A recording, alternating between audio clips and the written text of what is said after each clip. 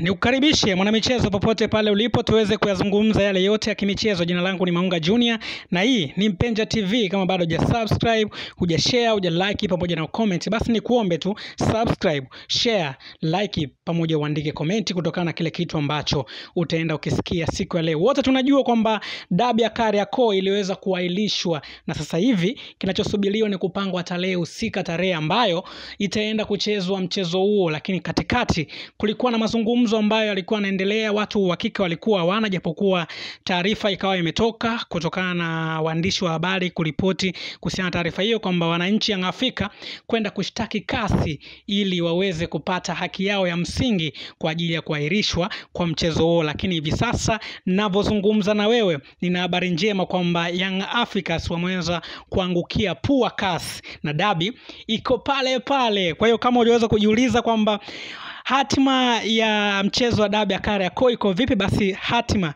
ya mchezo wa dabi ya Kariakoo ni dabi ya Kariakoo iko pale pale. Kinachosubiriwa ni mamlaka husika waweze kupanga tarehe husika ya mchezo huo kuweza kufanyika. Ngoja nipite kwenye taarifa ambayo ameweza kuiandika Jemedari Saidi, taarifa hiyo ambayo imeambatanishwa na barua kutoka CAS, na kama barua yenyewe kama hivyo ambavyo unavyoiona kwenye hiyo screen yako ambayo inaweza kuonekana.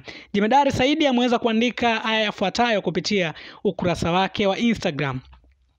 Yanga Sports yaangukia pua CAS, dabi iko pale pale na haina kipengele uje nacho wewe. Kaendelea kuandika hivi: klabu ya Yanga Dar es Salaam imeshindwa kwenye kesi yake ya awali iliyoifungulia kwenye mahakama ya usuluhishi ya michezo CAS.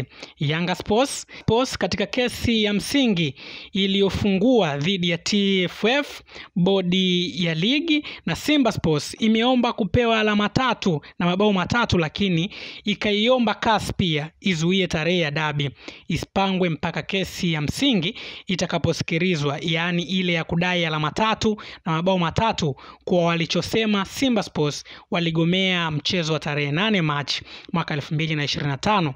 Walalamikiwa Simba Sports, TFF na bodi ya ligi kwenye utetezi wao walipinga Yanga Sports kufungua kesi CAS na kuzivuka mamlaka ya TFF za kisheria. Kwenye hukumu CAS wamekubaliana na Simba Sports, TFF na bodi ya ligi kwamba wao CAS hawana mamlaka ya kuzuia au kupangwa kwa mchezo wa dabi, lakini pia wamekubaliana na walalamikiwa kwamba wao CAS hawana pia kushughulikia jambo hili kabla halijapitiwa kwenye mamlaka ya kisheria za TFF. Hivyo basi shauri la Yanga Sports Club limepigwa chini na sasa TFF na bodi ya ligi wako huru kupanga tarehe ya dabi na itapigwa kama kawaida. Kwa hukumu hii, Yanga Sports wakigomea kucheza dabi itakapopangwa, maana yake ni kwamba watapokonywa alama 15. Wako tayari kwa hilo? Msimamo wao ulikuwa hakuna kucheza hiyo mechi, lakini walikuwa wanategemea CAS ambapo wamepigwa za uso tena pamoja na lundo la mawakili walioorozeshwa huko CAS. Dabi haina kipengele uje nacho wewe, akaandika Ben Kazumali Mtipa, voice of voiceless.